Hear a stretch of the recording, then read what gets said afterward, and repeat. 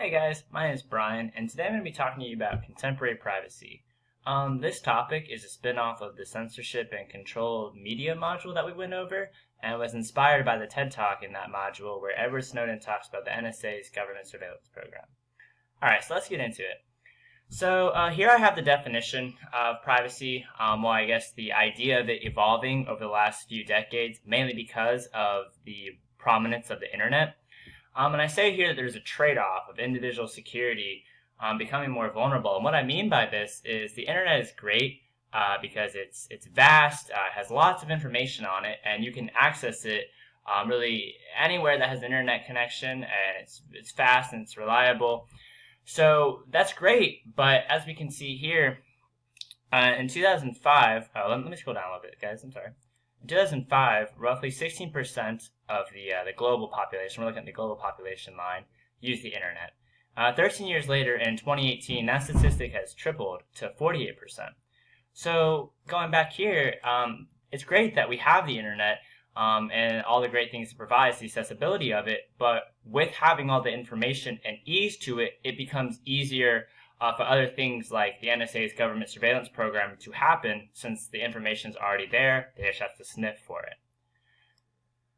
So if we look here, I titled this section The Leak, and it goes over the NSA contractor, Mr. Edward Snowden himself, in 2013, revealing those thousands of pages of documents from the NSA to The Guardian and The Washington. So these went over the government surveillance program, the multitude of programs they had. We're going to talk about one soon in a second called PRISM. And it basically legitimized the surveillance program by the NSA, and the fact that it was monitoring the activities of U.S. citizens along with foreign entities. I want to clarify that because before I was too informed on this subject, I thought the NSA's government surveillance programs that we're going to be discussing here were just for U.S. citizens. They were just monitoring us. But in fact, they were also used for foreign entities. And we'll see in a later image that the Middle East is actually more monitored than us American citizens.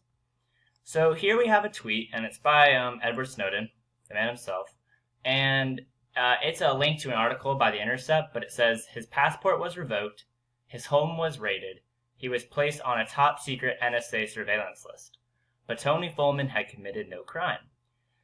Edward Snowden goes on to caption it, the world's first confirmed publicly ID'd victim of NSA's PRISM, a pro-democracy activist. So PRISM, in a sense, was the first NSA surveillance tool to be leaked to the public. When The Guardian and The Washington Post came forward with the documents, this was the first one that hit the news. And it basically allowed, with a very easy-to-obtain court approval, access to Americans' Google accounts, Facebook accounts, Yahoo accounts, and many other platform accounts.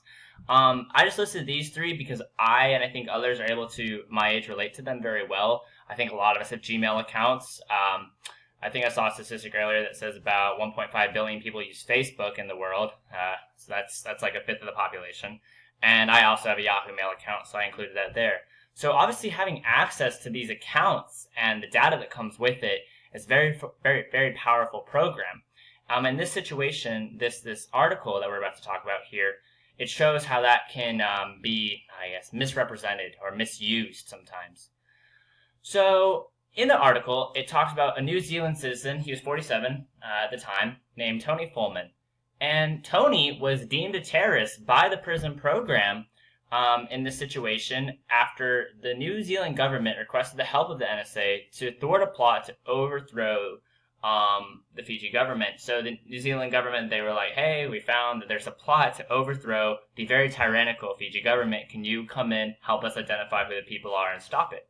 The NSA said, sure, we have this great program called PRISM that can do that. So PRISM intercepted the emails of people and examined Facebook accounts who matched this pro-democracy campaign that were essentially anti-Fiji government. Pro-democracy, obviously, against the more tyrannical side of the Fiji government. And Tony Fulman, he matched the description that the NSA's PRISM program was looking for, and in a very short time, deemed he was an overseas terrorist, had his passport revoked because of it, his home raided, and then was added to an NSA surveillance list. So this just goes to show how much power PRISM had in an overseas operation and what it was able to accomplish, but at the same time, the effects because of it. This man was wrongly accused and had all this happen to him. So it's a great ability, but if it's being misused, that's also kind of detrimental. Okay? So, like I mentioned, PRISM is just one of the programs that Edward Snowden released. Another one that he released information on was called Boundless Informant, and that's what this map here is representing and that we're going to get into in a second.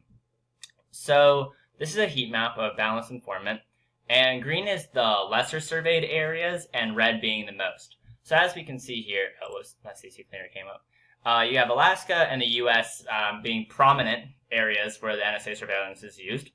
But also the Middle East is where it's being used the most, and that makes sense. There's a lot of terrorist activity over there, so it's good to see also that this is not just an attack, if you will, on or an invasion on American citizens' privacy, but as well as it's being used to negate terror attacks. So what is Boundless Informant? Well, Boundless Informant is a collection of NSA surveillance tools. And we're going to talk about one of the prominent ones, Mainway, that I found interesting to talk about. So Mainway is just one of those programs in Boundless Informant that allows you to collect millions of American phone records a day. And they were collecting them from Verizon and AT&T. You might just think, oh, that's just two telecom companies. That can't be that much. But I looked up the Q3 2018 market share of telecommunication companies. And Verizon and AT&T make up roughly 65% of that. So you are collecting little less than 3/4 of American phone records a day. What are you doing with this? I don't know, but the fact that they're obtaining this, I think a lot of people might have a little worry that they can obtain this. There's that motto of, oh, I'm not doing anything wrong, so it's okay for them to collect that. But I think the fact that they are collecting that and they weren't telling anybody, I think is what Edward Snowden was trying to convey. The fact that they were doing all this in a very clandestine method. So I include this little short video for anybody who's actually going through the presentation so they can watch it. I think it's like 37 seconds. And it just talks about, it's a snippet from a TED Talk where Snowden is talking about metadata. And I found it important because constantly throughout 2013 and 2014, when Edward Snowden had released these articles to the public, the NSA was defending themselves and U.S. Congress with the idea that Mainway, which is again part of Boundless Informant, and they were collecting phone records, was they were just collecting metadata. You know, we weren't listening to the actual calls, we were collecting metadata. So he describes in this video what metadata is, and I'll just quickly say he basically highlights that when, in terms of phone records, collecting metadata is who you're calling, where you're calling them from, where you and the person you are talking to have been traveling. So other things like that that might not come to mind immediately when you're referring to a telephone call. So it's very what's the word I'm looking for? I guess it's a wide range of information you're collecting just on a phone call. So that's the video. And so what is Edward Snowden up to now? I just wanted to include this because it's going to leeway into the second part of the presentation. So after releasing all this information to the public, you know, he was called a hero, a whistleblower, a patriot, a traitor. So some things to go against one another. After that, he fled to Russia, and he's been getting asylum he's been going through the cycle a few times now to get asylum again in Russia, and his current one will expire in 2020. When asked if he plans to come back to stand trial in the U.S., where he is currently having 2 counts of violating the Espionage Act and a theft of government property charge against him, he says he doesn't, because the way the Espionage Act is written, Edward Snowden believes that he will be 100% sure deemed guilty. So I mentioned this, like I said, is going to leeway into the next part, because whatever you believe Snowden to be, whichever of these 4 terms, it's important to examine what he released, which we've been doing by looking at Mainway and PRISM, and then the results of publishing them. What has happened in the world, both socially and legislatively, because of Edward Snowden releasing these. All right, so we have the aftermath, and we're going to talk about this in a short second here, but this is a quick snippet of the FBI versus Apple in 2016. So after Snowden leaked the NSA's global surveillance program, the tech companies took a huge hit.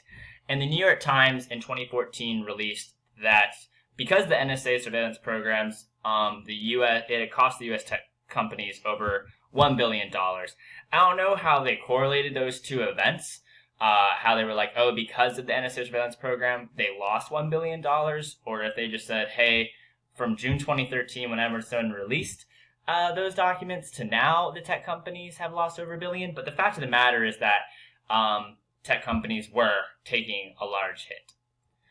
So a couple years later, in 2016, Apple, being the first company to become worth $1 trillion, one of the most expensive companies in the world, only rivaled against Amazon here, they started making headlines after the San Bernardino shooting.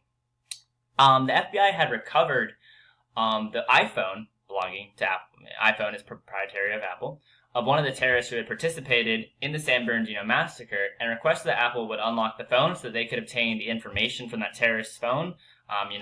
There'd be a lot of upside to it. You could figure out who they were in contact with, if they had any other plans. So there was a lot of upside to Apple unlocking the phone for the FBI. However, Apple refused. I think it was surprising to a lot of people. They refused to unlock the phone for the FBI, and they went to court, and they were really hell-bent on not allowing it to happen. And after doing all this research into at the NSA global surveillance program and its reactions, I think that Apple would have never said no to the FBI, specifically in a case of terrorism, if Snowden had not exposed the global surveillance program. I think this was a domestic terror act, but Apple still was saying, no, we're not going to do this. This could create a slippery slope.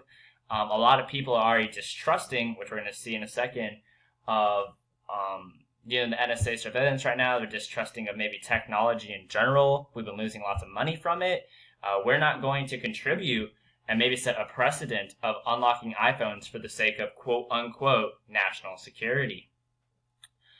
So as I mentioned just a second ago, Americans' views of the NSA surveillance in the spring of 2014, which was a little less than a year after Edward Snowden came forward about all these programs, these surveillance programs, they did a poll. And I think it was really cool that they included partisanship when it came to this, because there are a lot of issues such as guns and abortion that if you are on one partisan side, you will disagree.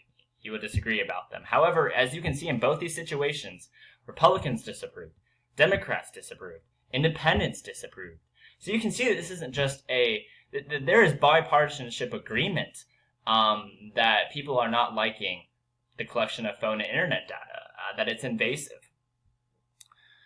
And I just go here to say that Apple siding with this idea statistically makes sense. So, despite seeing a company like Apple going against the FBI in terms of disagreeing to unlock that iPhone, there hasn't been a large legislative shift that aligns with how Americans feel about the NSA surveillance programs. If we look at this again, 54% versus the 42% polled feel that they don't like what the NSA was doing with the collection of email and internet data and phone data, But there hasn't been a real legislative shift, and I think that's what a lot of people want to see. They want to see it be implemented into law. So I titled it Majority versus Reality. This is a quick photo of another program called Upstream that complements the PRISM program. If you look quickly here, these are some of the things that PRISM was pulling from. Because I know I touched on it here earlier, but you have Microsoft, Yahoo, Google, Facebook, AOL, Skype, YouTube, Apple, something I think everyone has their hands in. So I comment that these are given permission to be used by Section 702 of the FAA. And this isn't the airport administration. This is actually, we scroll down here, referring to the Foreign Intelligence Surveillance Amendment Act. And so in 2018, Congress renewed Section 702 of the FAA, which had originally passed in 2008. And Section 702 is what grants the ability to collect the communications of American citizens.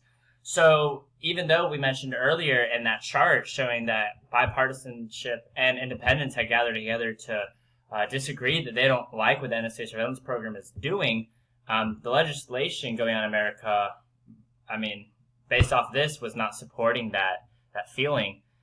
Similarly, in the UK, 2 years later, 2 years earlier, in the summer of 2016, the UK passed a charter called Snoopers Charter that expanded the investigative powers of the UK intelligence community. So I just thought this was important to note that places in the EU, even after Snowden linking these programs that were definitely affecting them, there were lots of EU representatives that had been spied on that, and that caused weird ties between the U.S. The U.S. had to really beg for forgiveness after it. Even after realizing that the EU was being spied on, they were still passing things that themselves allowed their country to expand their investigative powers. So I just thought that was interesting. Right here, I posed the question of, if the majority of Americans disagree with NSA surveillance programs, why are their constituents continuing to pass laws that reaffirm their power? So I thought that was interesting. Last but not least, I just really quickly wanted to mention something that supports this idea of, even though the majority of Americans disagree with the NSA surveillance program, that larger companies and legislation are not falling in line with that. Quickly here, we have the Daily Fight Back, which was scheduled to be an event in February 11th of 2014. And it was going to be this event where websites got together and they would flash this banner on their web pages that advocated for lawmakers, for people to go to their lawmakers to fight back against cyber surveillance. And at the time, a restricted internet. There were also things going on like that. However, despite a seemingly high initial support, a lot of websites in the beginning were like rallying around it. They're like, "Yeah, we're going to do this. This is a great idea." The really large tech companies that have so much influence, such as Google, Wikipedia, Microsoft, Twitter, Reddit, AOL, many more, they did not participate. So as we can see, there is a divide between what people felt between the NSA surveillance and how they acted. So I think this idea of contemporary privacy really plays into our course in terms of the media section, because from a standpoint position, are they doing anything with this data necessarily right now that they're collecting? No, not necessarily. But in the future, you could theorize that the NSA and other government agencies having access to who you're calling and your email records can be used maybe in the future for more restrictive, almost close to tyrannical ideas you didn't have in mind. Australia's internet is 100% filtered. Anything that the government doesn't align with the government gets filtered. Very similar to the Chinese internet that they have. It's a mock of our normal internet. Anything that doesn't align with the Chinese government gets filtered. So I think it's really important to look at the fact that the NSA has all these tools at their disposal to spy on American citizens and foreign entities, and how that plays into, in the future, how maybe your language will be restricted, how maybe that could affect your First Amendment rights down the line. Censorship. If they don't like it, they could just take it off. So it all plays into hand to the things we learn. It's just a different facet of it. Thanks a lot for listening. I know it was a little long. I really appreciate it, guys.